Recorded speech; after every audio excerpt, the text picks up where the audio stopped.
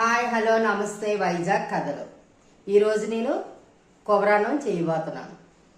ఇప్పుడు నేను కొబ్బరికాయని కట్ చేసి పెట్టాను. ఇప్పుడు మిక్సీలో వేస్తున్నాను. కోకోనట్ మిల్క్ తీస్తున్నాను.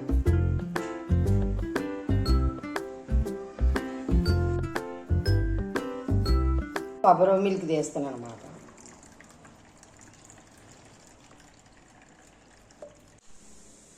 చెప్పు. నేనైతే 2 కొబ్బరికాయలు తీసుకున్నాను. అయితే కేజీ కొబ్బరాన్ని వండడానికి 2 కొబ్బరికాయలు తీసుకున్నాను. అవి 2 కొబ్బరికాయలు కొంతమంది అయితే క్లాత్లో వేసి వడకడతారు.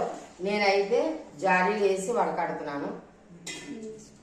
మీ ఇష్టం, మీరు రెండోట్లోకి ఏం చేసుకోవాలన్నా మీ ఇష్టమే. ఎలా తీసుకోవాలన్నా కొబ్బరి పాలు చక్కగా వస్తాయి. కొబ్బరన్నం బాగుంటుంది. బిర్యానీ బేసిన్ తీసుకున్నాను. ఇప్పుడు స్టార్ట్ చేస్తున్నాను వండడం. ఇప్పుడు ఆయిల్ వేస్తున్నాను. మనకి ఎంత ఆయిల్ కావాలో అంత ఆయిల్ వేసుకోవచ్చు. నేనైతే 4 స్పూన్లు వేస్తాను. తర్వాత బిర్యానీ సామాన్లు అన్నీ కలిపి వేస్తున్నాను. ఇందులో ఎక్కువగా ఏమి వేయరు, కొబ్బరన్నం కాబట్టి లైట్గా వేసి 1 కప్పు ఆనియన్ వేస్తున్నాను. 4 పచ్చిమిర్చి వేస్తాను.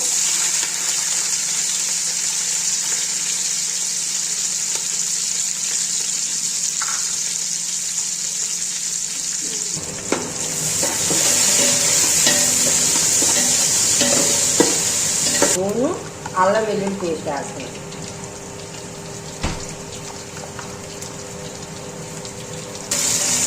బాగా వేగిన తర్వాత అప్పుడు కొబ్బరిపాలు వేస్తాను. నాకైతే కొబ్బరాన్ని చెడు రాదు అసలు. అయితే మా అక్కగారు, మా రెండో అక్క చాలా బాగా వండుతుంది కొబ్బరన్నం అయితే చాలా బాగా వండుతుంది మా అక్క, రెండో అక్క. ఆ అక్కని చూసి అక్క దగ్గర నేర్చుకొని నేను చేస్తున్నాను. ఇప్పుడు కొబ్బరిపాలు వేస్తాను.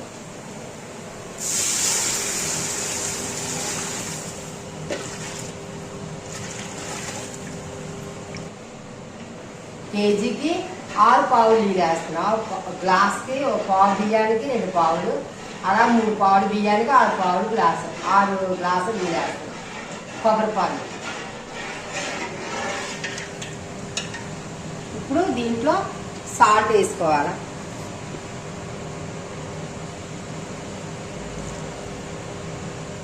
నేనైతే 2 స్పూన్లు సాల్ట్ వేసాను. తర్వాత ఇది బాగా మరిగిన తర్వాత రైస్ వేస్తాను.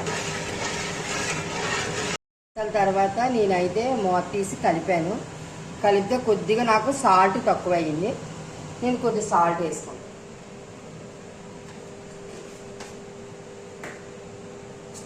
సాల్ట్ వేసుకొని కొద్దిగా కలిపేసి మళ్ళీ మూత పెట్టేస్తాను. మళ్ళీ మూత పెడతాను.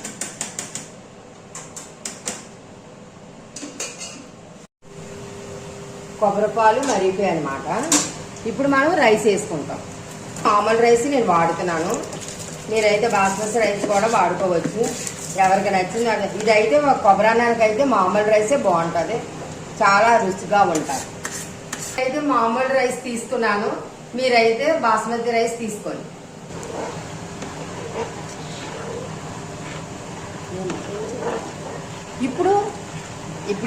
ఇప్పుడు రైస్ వేస్తాం కదా. రైస్ వేసేసిన తర్వాత కొద్దిగా పొంగిన తర్వాత సిమ్లో పెట్టేసుకొని 15 నిమిషాలు ఉంటే వేడి కొబ్బరన్నం కంప్లీట్ అయిపోయింది.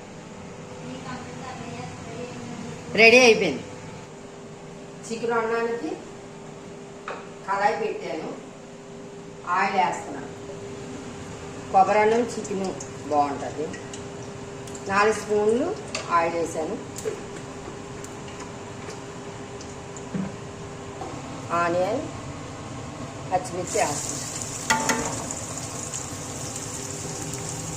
చికెన్లో నేను అన్నీ కలిపేసి పెట్టానమాట.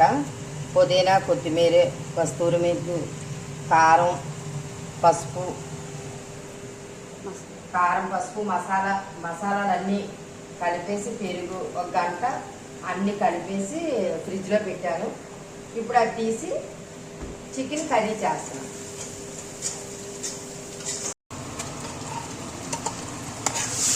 750 గ్రాములు చికెన్ వాడుతున్నాను.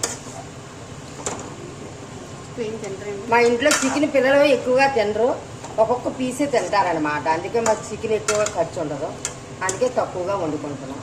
కానీ కొబ్బరి రైస్ తోటి చికెన్ కర్రీ అయితే చాలా బాగుంటుంది. అది కర్రీ వేసుకొని గ్రేవీ వేసుకొని చక్కగా కొబ్బరి తింటే సూపర్గా ఉంటుంది. సార్ సింగిలీలో పెట్టుకొని బాగా కలుపుకోవాలి. టమాటాలు పేస్ట్ చేసుకున్నాను, 3 పెద్ద టమాటాలు తీసుకున్నాను. అది పేస్ట్ చేసుకొని గ్రేవీలాగా వేస్తున్నాను.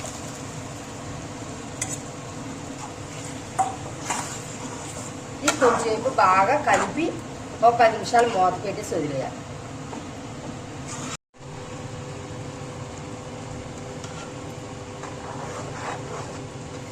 మూత తీసి కొద్దిగా కలిపాను, కొద్దిగా వాటర్ వేస్తాను.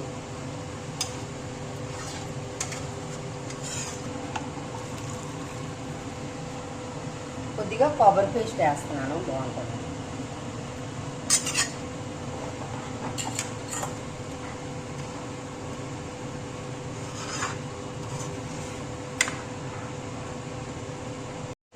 చికెన్ కర్రీ కంప్లీట్ అయిపోయింది. టేస్ట్ చూసి చెప్తా.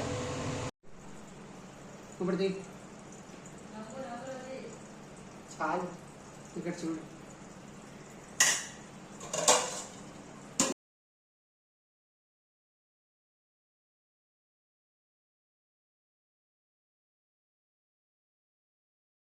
చేసిన కొబ్బరి అన్నము చికెన్ కర్రీ రుచి చెప్తాను. చాలా ఎమ్మీగా ఉంది, చాలా రుచిగా ఉంది. అయితే బిర్యానీ చేశారు అండ్ చికెన్ కర్రీ కోకోనట్ తో చేశారనమాట. అండ్ తనకైతే నచ్చింది. మరి ఆనెస్ట్ రివ్యూ మీరు కూడా ఇవ్వాలి కదా, మీరు కూడా ట్రై చేసి లైక్ చేయండి, షేర్ చేయండి, సబ్స్క్రైబ్ చేయండి. దేనికి? వైజాగ్ కథలు.